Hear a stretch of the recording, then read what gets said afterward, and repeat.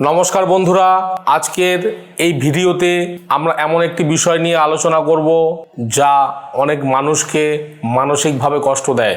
অনেকেই প্রশ্ন করেন আমাদের সম্পর্কে হঠাৎ তৃতীয় ব্যক্তি কেন এলো, অথবা জন্মছকে কি এমন যোগ আছে যা সম্পর্কের টানাপোড়েনের ইঙ্গিত দেয়।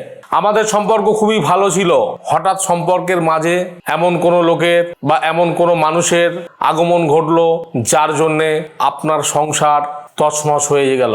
আজ আমরা এই বিষয়টি জ্যোতিষীয় ধারণা, মনস্তান্ত্রিক দিক এবং বাস্তব জীবনের অভিজ্ঞতার আলোকে বোঝানোর চেষ্টা করব। প্রথমে একটি গুরুত্বপূর্ণ কথা, কোনো একটি গ্রহ বা একটি যোগ দেখে কারো সম্পর্কে নিশ্চিত সিদ্ধান্ত নেওয়া যায় না। একজন জ্যোতিষী সাধারণত পুরো জন্মছক এবং তার দশা এবং তার অন্তর্দশা, তার গোচর এবং অন্যান্য বিষয়ে একসঙ্গে বিচার করেন। সম্পর্কে তৃতীয় ব্যক্তির প্রভাব বলতে কি বোঝায়? এটি সবসময় অন্য কোনো প্রেমের সম্পর্ককে কিন্তু বোঝায় না। কখনো কখনো এটি হতে পারে আপনার লাইফস্টাইলের জন্যে, বা অতিরিক্ত কর্মব্যস্ততা, বা হতে পারে আপনার পরিবার বা বন্ধু বান্ধবের এই প্রেমের সম্পর্কের ওপর হস্তক্ষেপ, বা হতে পারে দুজনের ভুল বোঝাবুঝি যার কারণে সম্পর্ক দূরত্ব হয়ে যাওয়া বা তৃতীয় ব্যক্তির আগমন, বা ধরুন মানসিক দূরত্ব।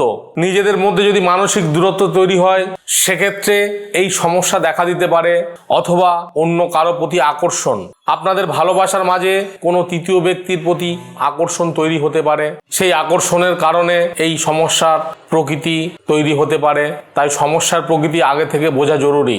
জ্যোতিষে সপ্তম ভাবের গুরুত্ব। জ্যোতিষে সপ্তম ভাবকে আমরা বিবাহর দিক বা দাম্পত্য ও দীর্ঘমেয়াদী অংশীদারিত্বের ভাব হিসেবে দেখি বা দেখা হয়।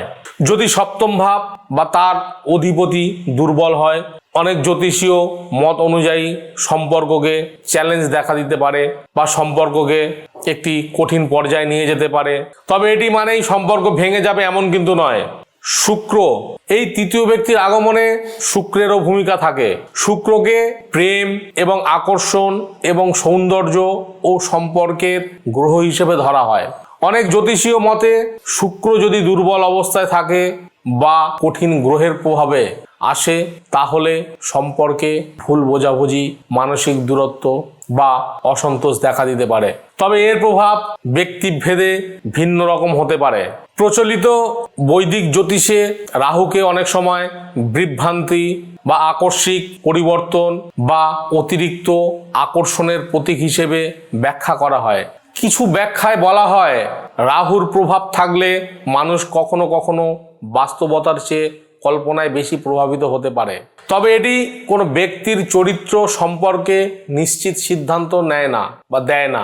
বাস্তবে কি করবেন, এই রকম যদি সমস্যার সম্মুখীন হন তাহলে কি করণীয় আছে বা কি করবেন? জ্যোতিষীয় বিশ্লেষণের পাশাপাশি বাস্তব পদক্ষেপও আপনার গুরুত্বপূর্ণ। সেক্ষেত্রে আপনারা কি করবেন? একে অপরের সঙ্গে শান্তভাবে কথা বলতে হবে, শান্তভাবে মিশতে হবে। আপনাদের নিজেদের প্রতি একটা বিশ্বাস তৈরি করতে হবে। ভালোবাসায় দুজনকে আবদ্ধ করে রাখতে হবে। দুজনে দুজনের ওপরে অভিযোগের বদলে নিজেদের অনুভূতিটাকে প্রকাশ করুন। নিজেদের মধ্যে একটা আত্মবিশ্বাস তৈরি করুন। সমস্যার কারণ দিয়ে বোঝানোর চেষ্টা করুন। প্রয়োজনে সম্পর্ক বিষয়ক কাউন্সিলিংয়ের সাহায্য নিতে পারেন। সম্পর্ক টিকিয়ে রাখার মূল ভিত্তি হলো বিশ্বাস, সম্মান, যোগাযোগ এবং পারস্পরিক দায়িত্ববোধ।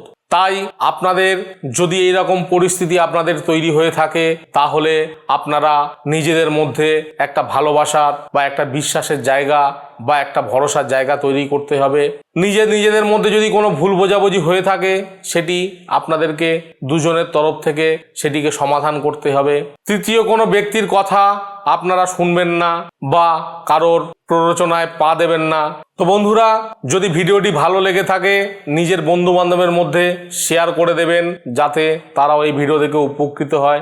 এবং যদি আমার চ্যানেলে নতুন হয়ে থাকেন অবশ্যই চ্যানেলটিকে সাবস্ক্রাইব করে রাখবেন যাতে পরবর্তী নিত্য নতুন জ্যোতিষভিত্তিক তন্ত্রভিত্তিক ভিডিও পেতে অবশ্যই চ্যানেলটিকে সাবস্ক্রাইব করে রাখবেন এবং পাশে থাকা বেল আইকনে ক্লিক করে দেবেন। ভালো থাকবেন, সুস্থ থাকবেন। আবার পরবর্তী ভিডিওতে দেখা হবে। জয় শিব শম্ভু।